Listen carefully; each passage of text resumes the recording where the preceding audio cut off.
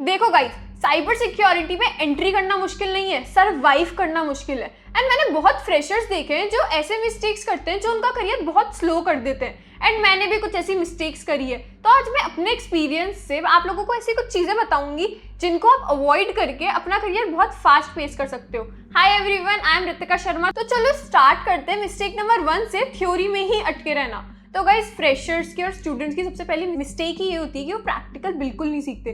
बहुत सारे लोग वीडियोस देखते हैं बट उनसे अगर पूछो कि तुमने प्रोजेक्ट्स बनाए, कुछ प्रैक्टिकल किया, तो बोलते हैं अभी सीख रहे हैं फिर करेंगे। ये गलत है, क्योंकि एक बंदा 6 महीने तक एथिकल हैकिंग की वीडियोस तो देख रहा है, बर्ब सूट क्या है ये पता है, मेटाएक्सप्लॉइट क्या है ये पता है, उसको सब पता है थ्योरी में, बट प्रैक्टिकली कुछ भी नहीं पता। वो एक वेब पेज भी हैक नहीं कर सकता। So it's not that worth it. आप लोगों को प्रैक्टिकली में भी उतना ही स्ट्रांग होना पड़ेगा। लैब्स बिल्ड करो, सॉल्व करो, एक होम लैब बनाओ, उसमें अटैक्स करो, उसको प्रोटेक्ट करो, तभी आप लोगों को समझ में आएगा कि रियल वर्ल्ड में चीज़ें कैसे काम करती है। Hack the box, try hack me, बहुत सारे ऐसे प्लेटफॉर्म्स हैं जिन पे आप प्रैक्टिस करके अपनी प्रैक्टिकल स्किल्स बिल्ड कर सकते हो। तो थ्योरी इंपॉर्टेंट है बट प्रैक्टिकल उससे ज़्यादा इंपॉर्टेंट है। मिस्टेक नंबर 2, पोर्टफोलियो ही नहीं बनाना। ये बहुत ज़्यादा बड़ी मिस्टेक है, क्योंकि आप लोगों के पास आपका कोई प्रूफ ही नहीं है। आपने कोर्स कंप्लीट करा, सर्टिफिकेशन लिया, जॉब मिलेगी? नहीं, ऐसे नहीं होता। इंटरव्यूअर पूछेगा कि किया क्या है, प्रोजेक्ट्स है, प्रैक्टिकल एक्सपीरियंस है।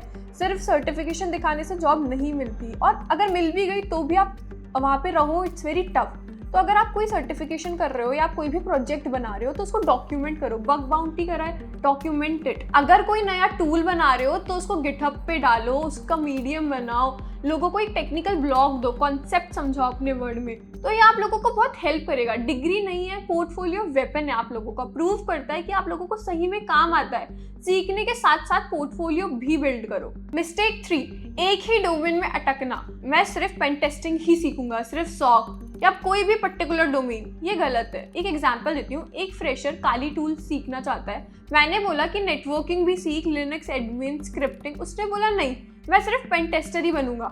इंटरव्यू में बेसिक क्वेश्चंस पूछे जाते हैं और वहाँ पे बच्चे स्टक हो जाते हैं। फायरवॉल कैसे कॉन्फ़िगर करोगे, लॉग एनालिसिस कैसे करोगे, पाइथन स्क्रिप्टिंग, ये बहुत बेसिक क्वेश्चंस है, बट यहाँ पे बच्चे स्टक हो जाते हैं क्योंकि उन्होंने वो एक्सप्लोर ही नहीं किया होता। अगर आप ऑफेंसिव सिक्योरिटी सीख रहे हो तो आपको डिफेंसिव का भी आइडिया होना चाहिए। अगर आप सॉक सीख रहे हो तो आपको पता होना चाहिए अगर अटैकर अटैक कर रहा है तो वो क्या सोच रहा होगा। सिर्फ डिफेंसिव का सोचोगे, ऐसे काम नहीं चलता। ओएस के फंडामेंटल सीखो, नेटवर्किंग के फंडामेंटल सीखो, ये बहुत काम आते हैं और ये नॉलेज बहुत इंपॉर्टेंट है।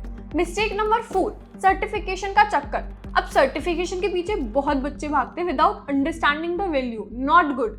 क्यों? क्योंकि फ्रेशर के पास 5-6 सर्टिफिकेशन है, CEH, security plus, CYSA plus, but practically उसको कुछ भी नहीं आता और वो कॉन्फिडेंट भी नहीं है। तो सिर्फ एग्जाम पास कर लिए, रियल स्किल्स आई नहीं। सर्टिफिकेशन से पहले प्रैक्टिकल स्किल्स पे ध्यान दो। जब प्रैक्टिकली किया हो तभी सर्टिफिकेशन करने में मजा आएगा और उसकी वैलिडेशन भी मिलेगी, वरना वो सिर्फ एक पेपर है। अब स्मार्ट वे क्या है चूज करने का? तुम क्वांटिटी में नहीं, क्वालिटी में चूज करो तो तुम्हें समझ में आएगा, और प्रैक्टिकल पे ध्यान दो। और इसी गैप को एड्रेस करने के लिए हमारा AI powered ethical hacking boot camp program आप लोगों के लिए बहुत हेल्पफुल होगा। ये नॉर्मल कोर्स से काफ़ी अलग है। ये पूरे अटैकर स्टाइल में मेंटरशिप मॉडल है, जहाँ पे आप लोग सीखोगे reconnaissance, exploitation, privilege escalation, reporting. Yes guys, you heard me right. यहाँ पे आपका पूरा पोर्टफोलियो बिल्ड होगा and end to end hands on experience मिलेगा। यहाँ पर थ्योरी कंज्यूम नहीं करवाई जाएगी, यहाँ पे real labs, real exploitation and real mentorship provide कराई जाएगी। यहाँ पे सीट्स लिमिटेड है क्योंकि यहाँ पे मास हायरिंग नहीं होती। यहाँ पे लिमिटेड सीट्स है एंड हर मेंटर अपने स्टूडेंट्स पे बहुत अच्छे से ध्यान देता है। So if you want to join this program, आपको लिंक मिलेगा हमारे डिस्क्रिप्शन बॉक्स में और पिन कमेंट में। तो चलो अब आखिरी मिस्टेक की बात करते हैं। मिस्टेक नंबर 5, नेटवर्किंग को इग्नोर करना। अब यहाँ पे नेटवर्किंग क्या है? कनेक्शन। देखो गाइस, ये बोलना कि मैं सब अकेले कर लूंगा, मुझे किसी की जरूरत नहीं है, ये एक बहुत बड़ा मिथ है। इंट्रोवर्ट हो बट फिर भी नेटवर्किंग करनी पड़ेगी, प्रोफेशनली करो। इंडस्ट्री में बहुत कुछ नेटवर्किंग से ही होता है। जॉब ओपनिंग्स निकलती है तो सबसे पहले कनेक्शंस को ही पता चलता है और वो आपकी जॉब लगवा सकते हैं। साइबर सिक्योरिटी कम्युनिटी हेल्पफुल है। कैसे करना है? लिंक्डइन पे एक्टिव रहो, पोस्ट करो, शेयर करो, कमेंट करो, कनेक्शंस बिल्ड करो। सिर्फ ये बोलने से कि जॉब दिलवा दो कोई भी इंटरेस्टेड नहीं होगा। शेयर करो कि तुम्हें क्या दिक्कत है, लोगों की हेल्प करो, लोगों से कनेक्ट करो, तो दे विल हेल्प यू।